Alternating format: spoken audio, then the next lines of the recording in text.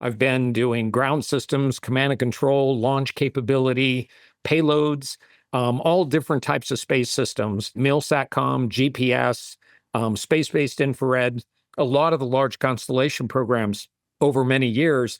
And coming to Capella is an opportunity for me to be able to bring that breadth of background to an entire end-to-end capability, designing the satellite, manufacturing the satellite, operating the satellites, bringing the payload data and processing all the way to the customer. This vertically integrated capability, quite frankly, is the reason I'm at Capella. Hey everyone, and thanks for listening to another episode of DIB Innovators. Today I'm speaking with Frank Backus, CEO at Capella Space. Frank, thanks for joining us today. Thank you, David. I appreciate the invitation, the opportunity to talk to your audience. Yeah, well, I mean, what a great background and company, so this is going to be exciting. Can you start off share a little bit about your background and the experiences leading up to becoming the CEO at Capella Space? Absolutely. I mean, really, joining Capella Space is an opportunity that really my background and everything that I've done has led up to. I've worked in all aspects of space programs over the last, I'm going to say 30 or 40 years. And Capella is that opportunity to be able to bring all the different parts of a space program together in one place for me. I've been doing ground systems, command and control, launch capability, payloads, all different types of space systems, MIL-SATCOM, GPS, space-based infrared, a lot of the large constellation programs over many years. And coming to Capella is an opportunity for me to be able to bring that breadth of background to an entire end-to-end capability, designing the satellite, manufacturing the satellite, operating the satellites, bringing the payload data and processing all the way to the customer. This vertically integrated capability, quite frankly, is the reason I'm at Capella. Oh, that's great. And always knew you wanted to get into the space sector? Like, what was the first foray into this? It's kind of crazy. I really have been in the space sector for a very long time. I started down this path very early in my career. I started in nuclear missiles, the nuclear program during the Cold War, actually, in the 80s. But I transitioned very quickly into space. I transitioned my career to Cheyenne Mountain, the Cheyenne Mountain complex, which was the one place on the planet where nuclear defense and space overlapped in that environment. So I spent many years actually working inside of Cheyenne Mountain, doing system engineering, integrating space into the national defense of the U.S. Great. And so for those that don't know, can you share more? Mentioned you're in a fully integrated space, but kind of the mission and, what is Capella Space bringing? Yeah, I mean, real simply, Capella Space was founded on the premise of creating transparency to what is going on in our planet. And it was very important to be able to do that at night through cloud cover, through adverse weather, basically being able to keep track of what's happening at a planetary scale. And so the only reasonable way to do that was to attack that problem through space.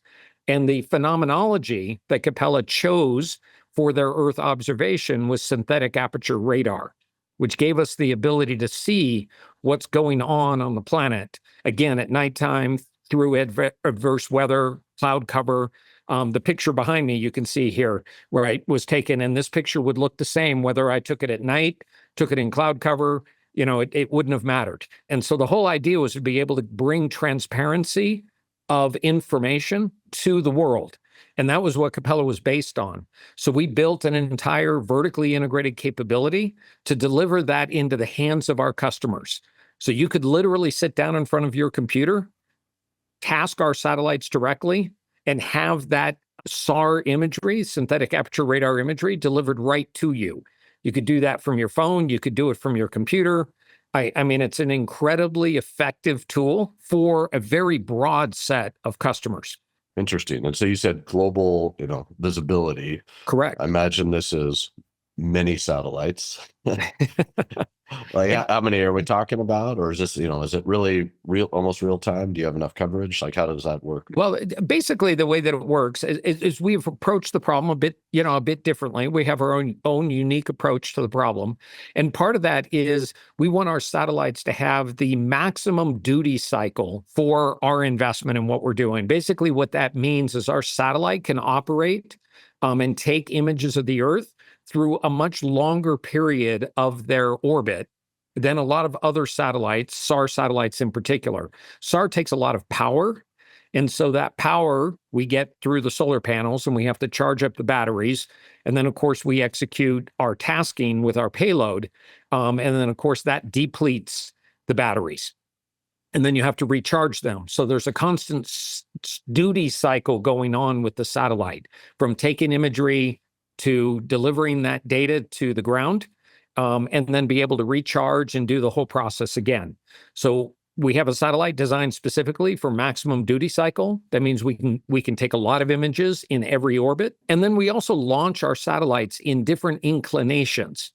So we have the ability to launch at different inclinations around the Earth. So instead of just being sun synchronous, which is what a lot of Earth observation satellites are, we have the ability, and we are launching our satellites in different inclinations that give you a much better coverage of different parts of the Earth. So as an example, if you were looking at Asia or the Middle East or the Ukraine, right, or northern latitudes, where you are from an inclination perspective defines how often you revisit a particular area on the planet. And it also gives you temporal diversity. In other words, the ability to look at places on the Earth at different times of the day. And that's an important part of our constellation and our overall strategy on Earth coverage. So how many satellites do you have everywhere? Or can you show that? Well, today, actually, right now, we have 4 satellites on orbit. Okay. We have 8 satellites that we have paid for from a launch standpoint.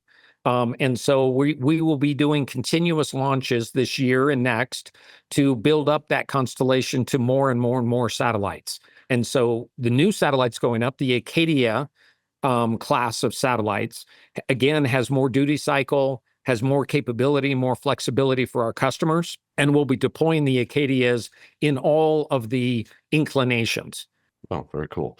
So is your, let's say, secret sauce, if you will, is it your Aperture radar, your SAR radar? Is that the key, or is it more the approach to providing this capability set through how you manage your satellites? Yeah, it's actually the entire Capella platform. So as an example, if you wanted to task our satellite, let's say the satellite was flying toward an area of interest in its orbit, and you wanted to task it immediately as it crossed over a particular target zone that you're interested in, we would have the ability to do that immediate tasking. We do that because we are interconnected through a satellite crosslink with Inmarsat, a geosynchronous communication satellite. So we have the ability to communicate with our satellites at any time in their orbit. A lot of the other designs that we've seen from an Earth observation standpoint is the satellite has to go over a ground station in order for you to task the satellite. We've designed our system such that you have the ability to task the satellite at any time. So that shortens the amount of time between tasking and when you can actually take the image that you're interested in and capture the data. The other side of that equation is about then downlinking that data. And so your ground architecture for data downlink or mission data downlink is very critical. And Capella's making a lot of investment in the data downlink architecture as well, working with KSAT and AWS and Atlas and other players so that we can have the maximum number of downlink sites. Those downlink sites are then the ability to bring that data down from the satellite and process that data and get it in the hands of the customer. So if you can shorten that entire cycle from ordering to delivery, that's the value proposition for our customers, is to be able to shorten that as much as we can. And that's why I say the valuable component here isn't just the advancement of our payload on orbit and the high fidelity imagery that it provides, but it's also all of the components that are wrapped around that allow you to actually get what you want when you want it. Very cool. And is your customer set primarily government based, or is it cross commercial, government, the whole? So it's interesting. We have this conversation all the time. Clearly, a lot of our customer base is U.S. government consumption of our capability, and it varies month to month, day to day, quite frankly, in the tasking. We can go 40, 50% of our revenue and our ordering comes from international customers. And so we have a very large global consumption side to what we're doing.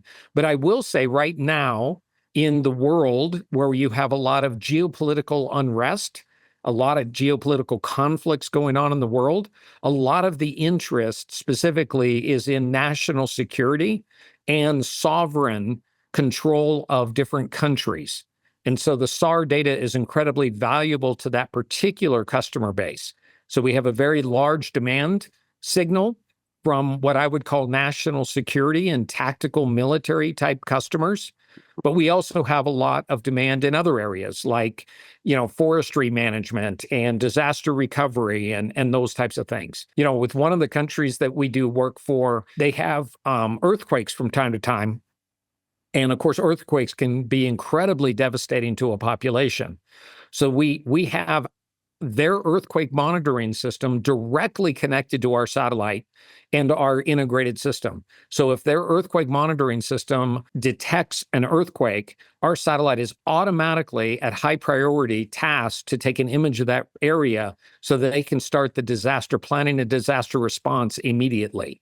So what we're doing with our satellite is actually very broad capability. Clearly, the demand is very much in the national security and sovereign country control that we see in today's world. Oh, that's a pretty cool use case. Yes. Yeah, tied up. Do you have any other ones like that where folks, what are some of your favorite that you've seen, how it's, best been utilized? I mean, there's like this spectrum. So it was one of the ones that I really like and I see a lot of value in is persistence monitoring. In other words, a particular area in the world that you have interest in, you want to see the change over time, like the building of an airport or the expansion of an island, okay? Or quite frankly, from a climate control standpoint, the flooding of an island as the oceans rise, right? Those kinds of things over time can be monitored with synthetic aperture radar very effectively. But one of the capabilities that I really like is one that we're doing in monitoring railroad tracks. A big concern about railroad cars being derailed because the tracks aren't in alignment. Well, with SAR, you actually have the ability to be able to measure movement in the tracks over time down to the centimeter level. And so at centimeters, I can see, let's say there was a shift because of a flood or an earthquake, or quite frankly, just a really heavy train going around a curve over and over again over time. The tracks may shift outside of what they consider safe. And we can, from SAR, monitor where those tracks are, monitor those changes, and be able to do change detection and change warnings over a very broad space, hundreds of miles of train track, as an example. So there's safety related, humanitarian types of projects that I personally really like to see us doing. And clearly the national security piece, a country being able to take sovereign control of what's going on in their particular region of the planet, obviously a very important mission. So obviously our, potential adversaries would not like to see you doing very well. How do you view defending this capability, that talked with other folks and there are different ways to do it. How do you see that risk and how do you view that defense? So, I mean, it's a great question, quite frankly. This is an area of passion for mine for actually a very long time. I've been very closely involved in cybersecurity for space architectures since the late 90s. To give you an idea of the amount of time that I've spent in that particular arena. And about 5 or 6 years ago, I was asked by the US government to stand up an organization, asked if I'd be willing to step out and stand up an organization specifically focused on the protection of commercial access to space. And that organization is called the Space ISAC, the Space Information Sharing and Analysis Center. And ISAC, and there's ISACs that represent the finance and banking community, they represent nuclear power, they represent the power grid. There's a number of different ISACs out there, and there has never been a space ISAC. And so we stepped up, and I founded that organization. There's over 100 space companies now as members, and we actually get together regularly. We operate a watch center out of Colorado Springs. And what that watch center focuses on are threats against commercial space systems. So whether those threats are cyber threats coming through their ground architectures, or they are communication threats coming through the RF environment, or they're direct threats to our payloads. If you're electro-optical, you might be getting laser dazzled against your payloads that are trying to blind you while you're trying to do your mission. Or in the case of synthetic aperture radar, you might have a radar interference system on the ground that's trying to interfere with our ability to do and use our payload. The good news is, because we've worked together in the community and the expertise at Capella, we've been able to mitigate most of those threats against our system, allows our system to continue operating even in areas of conflict. That's great. That's good organization. We're actually a member as well on the cyber. There you go. So let me tell you, the whole cybersecurity infrastructure, the business company infrastructure, the operations of the satellite and the satellite constellation, and the protection of the satellite itself on orbit, and quite frankly, protecting the data as it's delivered out to our customers. It's a large, complex job to do. And so having access to the great people within Capella to handle that problem, but also being able to be directly plugged into the entire space community allows us, right, to be able to bring that expertise, create the trust that is necessary for us to deliver our capability successfully. That's fantastic. So launching satellites, getting satellites going, what are the largest, technical challenge that you face while, developing, this platform and deploying it and maintaining operations? The challenges today for Capella are very different than they were a few years ago, right? A few years ago, we were the first commercial SAR company. So we were out there trying to prove that a commercial company could actually deploy what used to be, a satellite that cost hundreds of millions of dollars or more, right? And be able to do it, economically in a way that it could be afforded from a commercial standpoint. We've gotten over those hurdles. From a technology standpoint, we're on orbit. We've launched many satellites. We've proven the ability to deliver that capability. But, the challenges of today are a little bit different. Supply chain quality, right? Supply chain availability. Those types of things can be quite daunting. So as we have gone to continuous manufacturing as a company, we've been able to now open up supply chains for critical components of our system so that we can buy capability through multiple suppliers. So when, let's say there is a problem, let's say there's a manufacturing problem or a quality problem with a particular supplier, we have the ability to go to other people to get those capabilities. So it's really important now as a company for us to do long-term sustainability of our supply chain, be able to do repeated deployment of our satellites so that I can launch multiple satellites of a particular architecture. And at the same time, once we have started manufacturing on a continuous basis those satellites, what we're doing now is in parallel, while we're manufacturing, let's say, the Acadia satellites, we are designing the next generation satellite. So the good news is Capella is large enough now that we can dedicate a production team to producing the current satellite. And we have an engineering team that can be in parallel designing the next satellite. That gets our technology turn time down inside of 18 months. And in space, that's where you want to be. You want to be able to turn to that next architecture, the next capability, right? Advance your technology very quickly. How long does it take to get a satellite launched? Like when you, well, certainly from like an agreement, like with Tesla, SpaceX, not Tesla, SpaceX. If you were doing like a custom satellite, and you're ordering it from us, and then we're going to order the supply chain, go through the whole process, deliver it to you and put it on orbit, that process might take 24 months.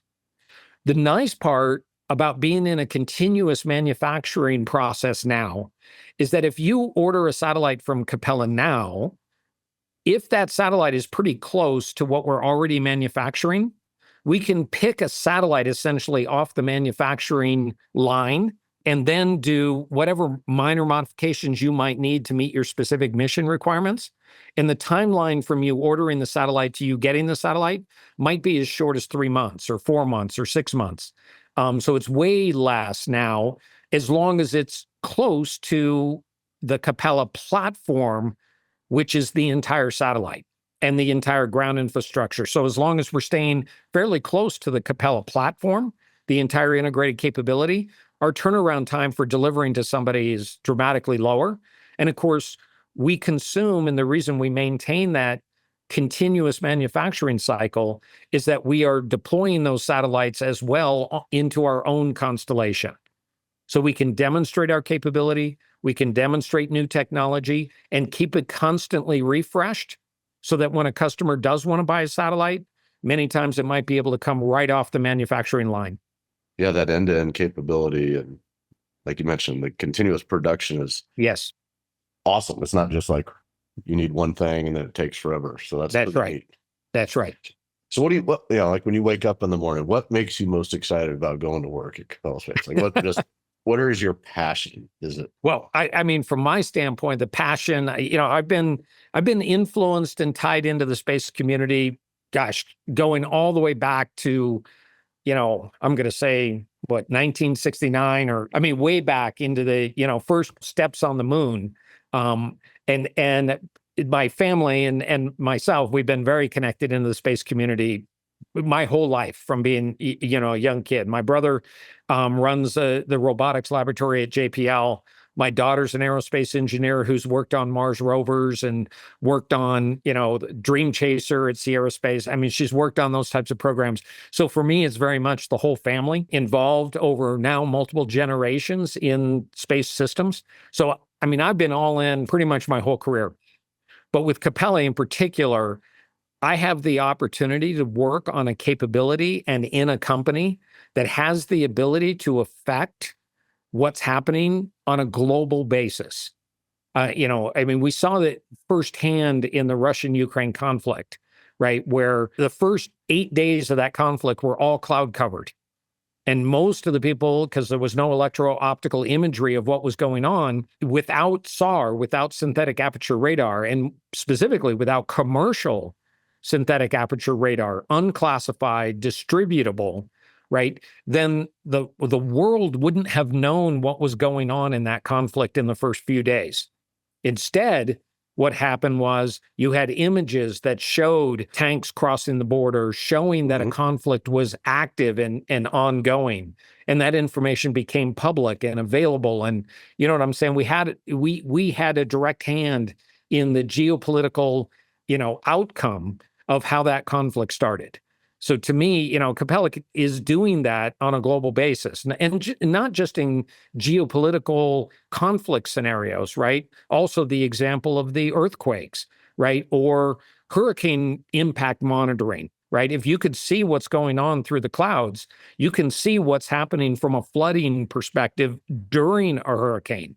So you have the ability to not only take pictures before the hurricane, you can see what's happening during the hurricane, disaster response, and the humanitarian response to these things happening on a global basis. I mean, that's what gets me excited. I mean, how could you not get up every day and say, I can go personally have an effect on what's happening on the world? Yeah, that is pretty cool. I love it. And every day's different. Every day something else is happening when you look at it from a planetary perspective. And just to think that you can have a direct impact, really, from my standpoint, that just drives a lot of passion. So does the customer come to you directly and say, I know you said you could do it on a laptop or phone or something, but like for some of these, or we use the railroad, for example. I want to see the railroads moving. So they talk to you. Is it your software that then's measuring these shifts? Are you providing the data to then someone that's doing the analyzing the data? Because I imagine that both that handoff as well as understanding exactly what you need is a lot of data.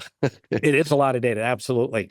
And so we do it both ways, right? Sometimes we'll integrate the analytics capability directly into our vertically, delivered product to the customer. Sometimes we'll work directly with an analytics partner. We have, many partners in our network that we do work with, and they'll actually do the ordering of the data so that they get the data just right. They might get the data from multiple sources, right? And then do a data fusion across different types of phenomenology and be able to deliver a product directly to the customer.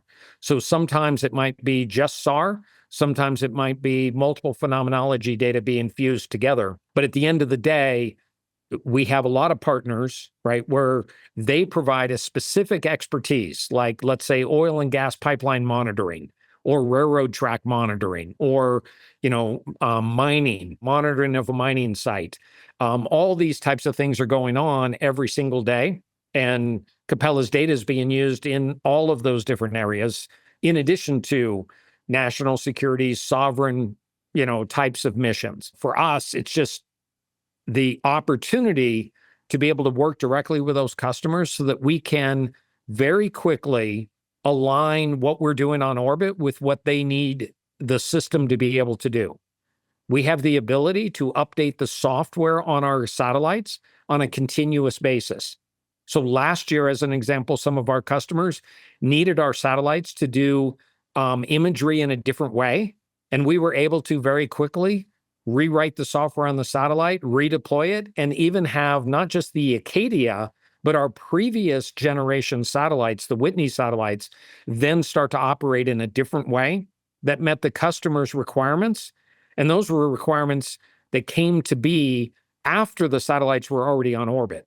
So that kind of flexibility is, right, I mean, makes it amazingly capable for our customers when we can take what's on orbit and then expand its capability after it's launched. Yeah, I love it. Software is amazing, isn't it? It is. It is. Oh. We have a software-defined radio, a software-defined payload, gives us tremendous amount of flexibility to adjust as we learn. This market, this commercial synthetic aperture radar market is fairly new, right? It's only a few years old. And so we're learning a lot about that market every day, and we want to be able to adjust to that market as it develops. Historically, space has been very expensive for like pictures, and that's absolutely. What's bringing, or I assume the cost curve is coming down. Oh yeah, to be able to deliver this capability. What's driving that, and do you see that continuing to decrease, or is it a place that's fairly reasonable right now? Well, it will continue to decrease as there's more and more volume. Without question, more volume of satellites on orbit and more customers on the other end consuming that information. Synthetic aperture radar type of imagery wasn't publicly or generically available until a few years ago. Mm-hmm. So that market, the growth of that market will continue to stabilize, right? Because basically you're distributing the cost of having an on-orbit constellation across your customer base. The larger that customer base gets, the less expensive you have the ability to deliver that data. So there's a trade there over time. The question is, how low will the price get? Clearly, we saw this in electro-optical, and we've also seen this in commercial SATCOM, right? Where commercial SATCOM over time became less and less expensive. A good example now is with the Starlink constellation, proliferated SATCOM constellation. Pretty much anybody can afford a Starlink terminal, right, on their boat, on their RV, even at their house if they're in a rural part of the world. All of a sudden, space delivered satellite communication is affordable. Yeah. And we're seeing that in the electro-optical side as well. And and we're continuing to see that in the SAR environment as the market continues to grow. So there's a balance between the cost and the consumption side. And Capella, right now, that synthetic aperture radar market is still new. And so there's a lot of direct customer engagement that's necessary to understand how they can afford it, how it can be valuable to them, how we can be, adjusting what we're doing to their specific needs. Are there other competitors in your space? Significant players? Oh, absolutely. Without question. Two of the big ones that, by the way, I talk to them all the time, both Umbra and ISAC. We're in the same market. The market growing on a global basis is good for all of us. So there's a certain amount of cooperation that happens even when it's a competitive environment. Yeah, rising tide. That's right. So where do you see the satellite imaging, market evolving to in the next, 5 to 10 years? Well, I think what we're going to see is a much more sophisticated, especially with artificial intelligence and machine learning in the equation, the ability to pull data out of the synthetic aperture radar data set and make it then useful to a particular customer for their particular mission, what they're trying to achieve. as that becomes more and more capable, more and more automated, then we're going to be able to see a much faster turnaround time on consumption of that information. So clearly we're tied, at the hip with the artificial intelligence and machine learning market. We're doing a lot of that work ourselves to make our data more useful. We team, by the way, with those data analytics companies to make it affordable for them to use our data to train their engines. So to do the machine learning engines, to do the artificial intelligence, those systems need a tremendous amount of data in order to make their engines more effective. As we can become more and more automated, then the market can grow, more and more consumers. I mean, obviously, the average user who's consuming SAR isn't a synthetic aperture radar expert, right? And so the more accessible our data can become to our consumers, the broader this market will become for us. So we're tied at the hip with machine learning. We're tied at the hip with artificial intelligence. Quite frankly, we're also tied at the hip with the data distribution networks that are being developed and growing right now, right? There's big companies, obviously AWS, Microsoft, and others, right, that have data distribution networks terrestrial around the world. But what we're starting to see now are mesh networks being deployed in space. That will give us a lot of flexibility for distribution of our data as well. Yeah, and I guess probably, just as that capability set comes down to like the normal population, use cases, if it's priced appropriately, I imagine would change Exactly. as well. That's right. So you mentioned you work with the government, obviously U.S. government specifically. Yes. How do you find that experience? It's interesting. I've been working with the U.S. government actively for over 40 years now, myself, throughout my career. And I've told people this many times. Matter of fact, I was with some of the U.S. government folks just this week. One of my comments was, I am finding the U.S. government right now to be more cooperative to commercial space than I have ever seen in the last 40 years. Now, keep in mind, that doesn't mean it's easy. Yeah. And budgets are complicated.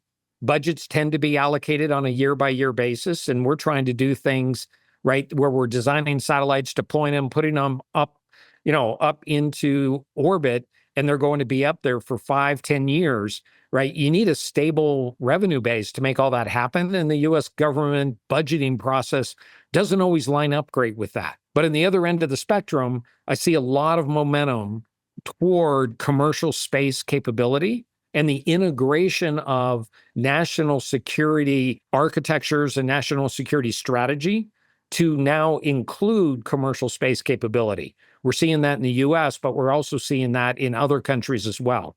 So that, it's getting better. There's no question.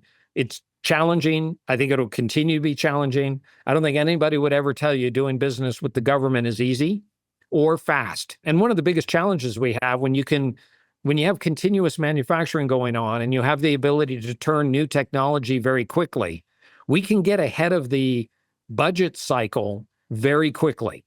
So acquisition and award of contracts, right? If those aren't designed in a way to be flexible enough to take on new technology, right, and continuous manufacturing, right, then you could end up slowing down the whole machine. But, again, the good news is I see a lot of cooperation going on right now, a lot of opportunity for us as the leaders of commercial space industry to engage directly with the U.S. government in all aspects, in all the agencies.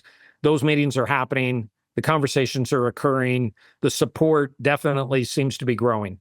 It is interesting. I mean, space is, kind of leading this charge, I'd say, for That's the right. whole acquisition. I mean, so it's pretty cool seeing those new companies spin up, the ability to create those new funding cycles or new acquisition programs, Right.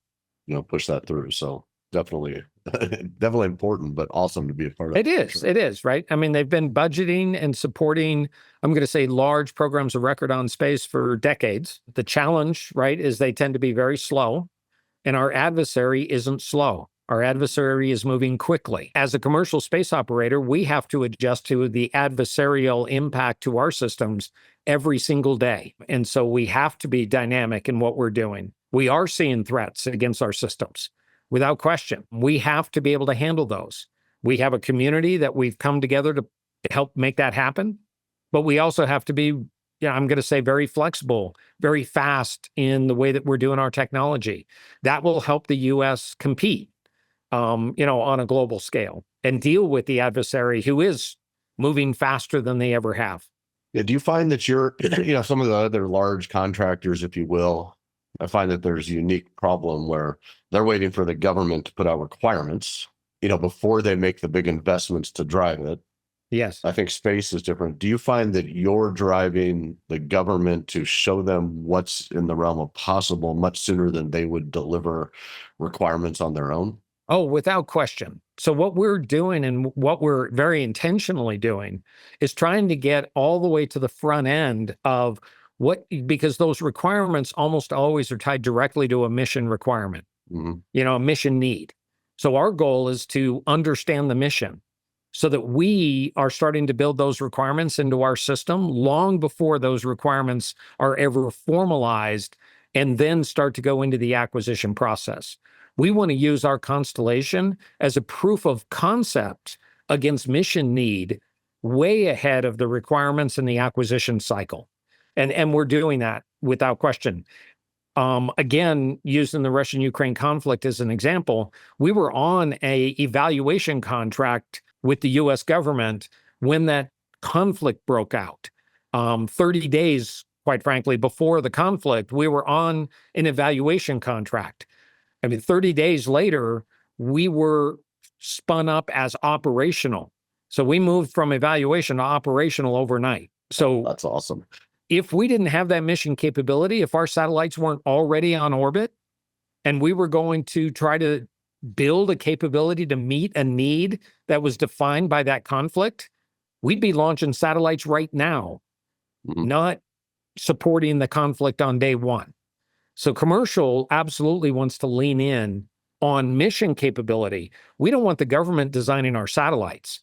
Okay. Our goal, right, is to be able to build a capability to support their mission need, right? And show them, and again, with our constellation, we do show them the on-orbit capability. And then we also, by the way, don't know exactly how it's going to be used in the future. So having a software-defined payload, right, allows us to adjust to some of those requirements later, right? A good example is a synthetic aperture radar satellite is also a signals platform, right? We're transmitting X-band signals, we're receiving X-band signals. If a mission needed to have a signal support as opposed to a SAR support, could you get there? Could you get there quickly, right? So commercial, right, we're going to be innovative in the way that we Yeah, use our platform. We're going to adjust on orbit whenever we can. that's fantastic. So for other folks, fellow executives or founder that want to have success in the, working with defense, what kind of recommendations would you give how to navigate this appropriately? Well, for me, first of all, step one for me is you have to build trust with whatever sovereign country you're doing business with. So if you're working with the U.S. government, the first thing you need to do is you need to be out there building trust with them, understanding what they're trying to achieve, what their mission is, what their driving force is, and you need to look at that and align, with where they're trying to go. And then the next really important step, because in the commercial side of the business, what we're talking about is investing in many cases before a contract award.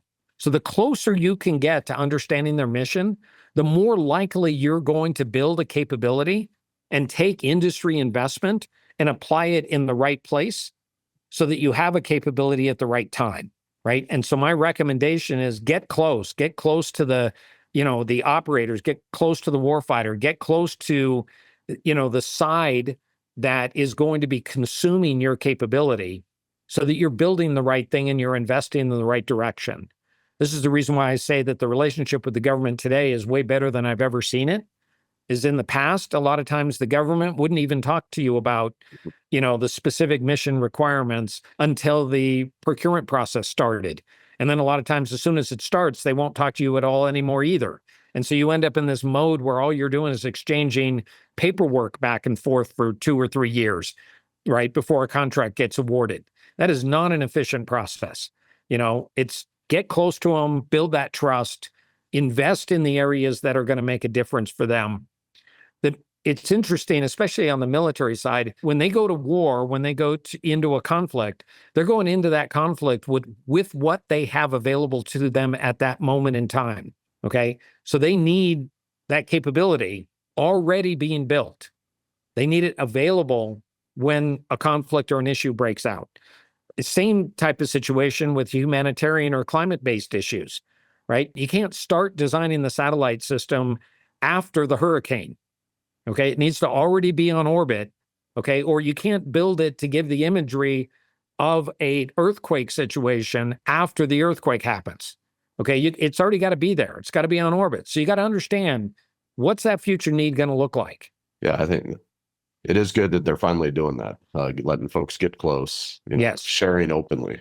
That's yes. important. Well, Frank, this has been awesome. I mean, your insights into this. Thank you for your service to our country by being in the space program forever. I mean, it's fantastic. And the capabilities you're bringing are super exciting with that. But unfortunately, we're running out of time. If folks want to watch or follow what you're doing and keep track of this, Capella, how best would they do that? Well, certainly connecting, with us through LinkedIn is a good way to go, right? Connect into the company. There's always new information coming out through that particular channel.